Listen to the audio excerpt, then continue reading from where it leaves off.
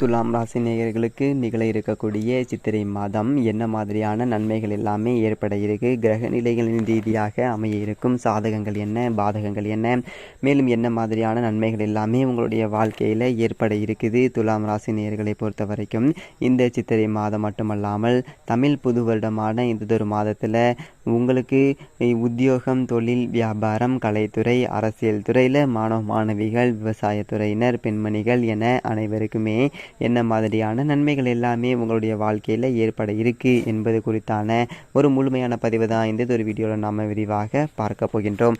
அதற்கு முன்னாடி சித்திரை மாதத்தினுடைய சிறப்புகள் பற்றி சற்று விரிவாக தெரிந்து கொள்வோம்.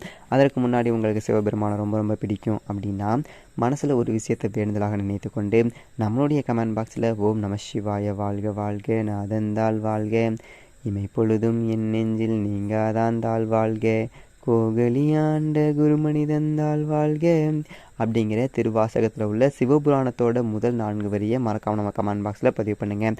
இந்த ஒரு நிமிடம் அந்த சிவபெருமான் நினைத்து எப்படி ஒரு விஷயம் நீங்கள் செய்யும்போது நீங்கள் மனசில் நினச்ச அந்த ஒரு விஷயம் கண்டிப்பாக உங்கள் வாழ்க்கையில் நடைபெறும். அது மட்டும் இல்லாமல் உங்களுடைய ராசி மற்றும் நட்சத்திரத்தை நம்மளுடைய கமெண்ட் பாக்ஸில் பதிவு பண்ணுங்கள். உங்களுக்காக நாங்கள் நிச்சயமாக வேண்டிக்கிறோம். இந்த சித்திரை மற்றும் புத்தாண்டு குரு பயிற்சி பலன்கள் நிச்சயமாக உங்கள் வாழ்க்கையில் மிகப்பெரிய மாற்றத்தை கண்டிப்பாக ஏற்படுத்தும். சரி, வாங்க வீடியோக்குள்ளே போ. உலகம் அனைத்திற்கும் இருள் அகற்றக்கூடிய ஒரு ஆதவனாகுங்க.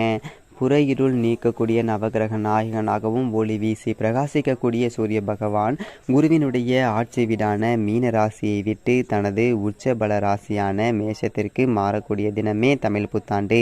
மலரும் புண்ணிய தினமாகுங்க. தேவர்களுடைய உலகிற்கு பூ உலக மக்களுக்கும் பலமாக அமைந்திருப்பது சூரியனாகுங்க. மறைந்த நமது முன்னோர்களுக்கான பித்ருக்களுக்கு அமாவாசை, மாத பிறப்பு, கிரகண புண்ணிய காலங்கள் மற்றும் பல புனித தினங்களில் நாம் செய்யக்கூடிய தர்ப்பணம் என்பது பித்ரு பூஜைகள், பிண்டு தானம் ஆகியவற்றை தவறாது நாம் முன்னோர்களிடம் சேர்ப்பிக்கக்கூடிய ஒரு தெய்வீக சக்தி வாய்ந்த சூரியன் மேசராசியில் அதிக பலத்தையும் துலாம் ராசியில் வீரியம் குறைந்தும் அதாவது நீச்சம் பெறுகின்றாருங்க. ஜோதிட கலையில் ஓர் விசேஷ தனி சிறப்பு பெற்ற ஒரு கணித முறை ஒன்று உள்ளதுங்க. அதற்கு சூரிய சித்தாண்டம் என்று பெயர். நமது சூரிய மண்டலத்தில் திகழக்கூடிய 8 கிரகங்களுக்குமே சூரியனிடமிருந்தே தங்களுடைய சக்தியை பெறுவதற்காக அதர்வன வேதம் கூறுகின்றது. நமது ஆரோக்கியத்திற்கும் சூரியனுக்கும் நெருங்கிய தொடர்பு அப்படிங்கிறது உண்டுங்க. நமது சரீரத்தில் இதயம், இரத்தம், நரம்புகள் ஆகியவற்றை பாதுகாப்பது சூரியனுடைய சக்தி வாய்ந்த கிரகணங்களே. மனித பிறவி எடுத்த ஒவ்வொருவருடைய வாழ்க்கையிலும் ஏற்படக்கூடிய உடல் உபாதைகளை அவரவரது ஜனன கால ஜாதகத்தில் இருந்து துல்லியமாக கணித்து அறிந்து கொள்ள முடியுங்க. குறிப்பாக சருமம் மற்றும் இதயம் சம்பந்தமான பாதிப்புகளை மிக சரியாக கண்டுபிடிக்க ஜாதகத்தில் சூரியனுடைய நிலை மிகவும் உதவுகின்றதுங்க. மேலும் சூரியனை ஆத்மகாரகன் ஆவாருங்க. அதாவது தந்தை வழியை குறிப்பவர் சூரியன். ஜாதகத்தில் சூரியன் பலம் பெற்றிருப்பவர்கள் ஆத்ம பலத்தில் உயர்ந்து விளங்குவார்கள்.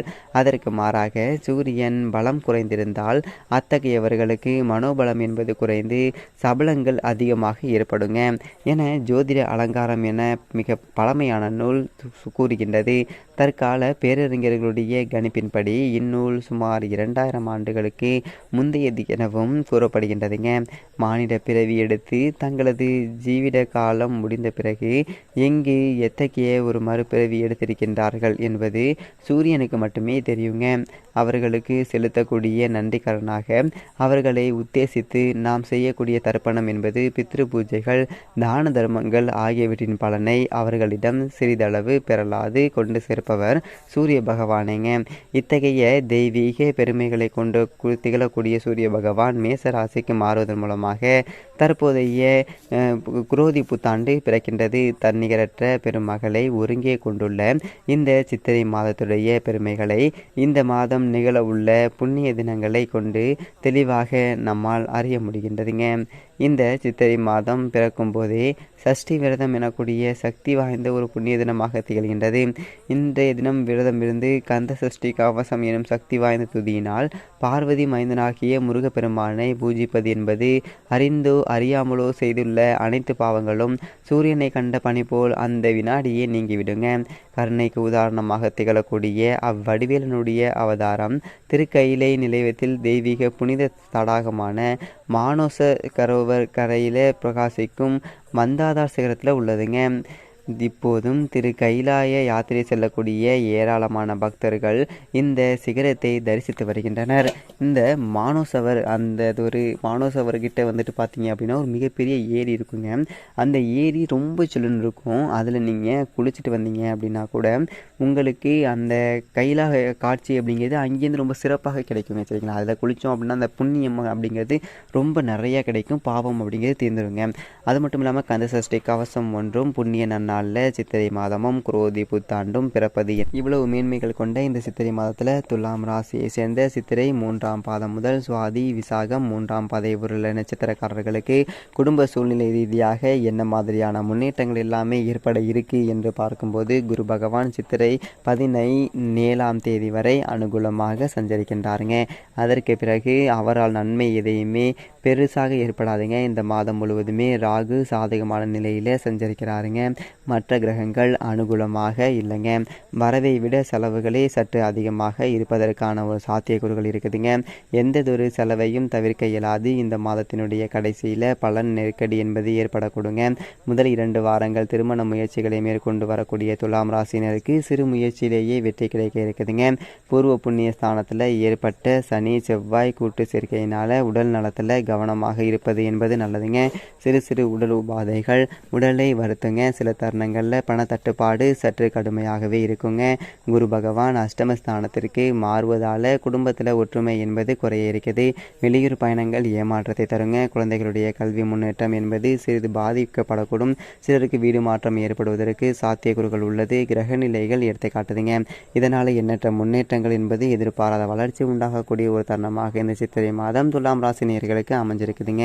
துலாம் ராசியை சேர்ந்த உத்தியோகஸ்தர்களுக்கு நிகழ இருக்கக்கூடிய சித்திரை மாதம் என்ன மாதிரியான நன்மைகள் எல்லாமே ஏற்பட இருக்கு என்று பார்க்கும்போது உத்தியோகத்துறைக்கு அதிபதியான சனி பகவான் சாதகமாக இல்லைங்க. நீங்கள் வேலை பார்க்கக்கூடிய இடத்துல சனி பணிச்சுமை சற்று அதிகமாக இருக்கும். உழைப்புக்கேற்ற ஊதியம் கிடைப்பது சற்று கடினங்க. மேல் அதிகாரிகளுடைய கண்டிப்பு இந்த காலகட்டத்தை மாற்றிய சிந்தனை ஏற்படுத்தும். சக ஊழியர்களுடைய மறைமுக பேச்சுக்களும் ஒத்துழைமையாமையும் உங்களுக்கு சற்று கவலை அளிக்குங்க. தற்போது நடைபெற்று வரக்கூடிய தசாபுக்திகள் அனுகூலமற்று இருந்துச்சு அப்படின்னா நிறுவனாக மாற்றம் என்பது ஏற்படக்கூடும். கவனமாக இருந்து உங்களுடைய கடமைகளில் தவறுகள் ஏற்படாமல் பார்த்து கொள்வது என்பது மிக மிக நல்லதுங்க. புதிய வேலைக்கு முயற்சித்து வரக்கூடிய துலாம் ராசியினருக்கு மனதிற்கு பிடிக்காத ஒரு வேலை தாங்க அமையும். இருந்தாலும் இந்த வேலையை ஏற்றுக்கொள்ளுங்கள். இந்த வேலையை அடிப்படையாக வைத்து ஒரு நல்லதொரு வேலை கூடிய விரைவில் கிடைப்பதற்கான ஒரு சாத்தியக்கூறுகள் அதிகம் இருக்குது என்பதை கிரகங்களுடைய சஞ்சார நிலைகள் தெளிவாகவும் உறுதியாகவும் எடுத்து காட்டுதுங்க. துலாம் ராசியை சேர்ந்த தொழில் மற்றும் வியாபாரம் செய்பவர்களுக்கு நிகழ இருக்கக்கூடிய சித்திரை மாதம் என்ன மாதிரியான நன்மைகள் எல்லாமே ஏற்பட இருக்கு என்று பார்க்கும்போது உற்பத்தி மற்றும் விற்பனை ஆகிய விஷயங்களில் கவனமாக இருப்பது மிக மிக அவசியங்க. சந்தை நிலவரம் அடிக்கடி மாறும் என்பதை கிரக நிலைகள் குறிப்பிடுகின்றன. கூட்டாளிகளுடைய ஒத்துழைப்பு குறைய இருக்குது. இந்த மாதத்தினுடைய கடைசி வாரத்தில் பண நெருக்கடி ஏற்படுங்க. முன்பணம் என்பது வீணாகும். சரக்குகளை அனுப்புவதை தவிர்ப்பது மிக மிக அவசியங்க. ஏற்றுமதி துறையினருக்கு வெளிநாடுகளில் இருந்து வர வேண்டிய பணம் என்பது தாமதப்படும். சில்லறை வியாபாரிகளுக்கு பண தட்டுப்பாடு கடுமையாக இருக்கும். வெளியூர் பயணங்களால் எந்த விதமான நன்மையும் ஏற்படுவதற்கான ஒரு வாய்ப்புகள் இல்லை என்றாலும் கூட உங்களுடைய முயற்சிகளை தொடர்ந்து மேற்கொள்ளும் போது எண்ணற்ற முன்னேற்றங்கள் உங்களுடைய வாழ்க்கையில் ஏற்படுவதற்கான ஒரு சாத்தியக்கூறுகள் அதிகம் இருக்குது என்பதை கிரகநிலைகள் உங்களுக்கு தெளிவுபடுத்துதுங்க. துலாம் ராசியை சேர்ந்த மாணவ மாணவியருக்கு நிகழ இருக்கக்கூடிய சித்திரை மாதம் என்ன மாதிரியான நன்மைகள் எல்லாமே ஏற்பட இருக்கு என்று பார்க்கும்போது கல்வித்துறைக்கு அதிகாரியான புதன் இந்த சித்திரை மாதம் முழுவதுமே சுப பலம் பெற்று திகழ்கின்றாருங்க. இதனால் காடுகளில் மனம் தீவிரமாக ஏற்படும். தேர்வுகளில் தெளிவாக பதிலளிக்கக்கூடிய திறன் என்பது உங்களுக்கு அதிகரிப்பதற்கான ஒரு சாத்தியக்கூறுகள் அதிகம் இருக்கின்றது.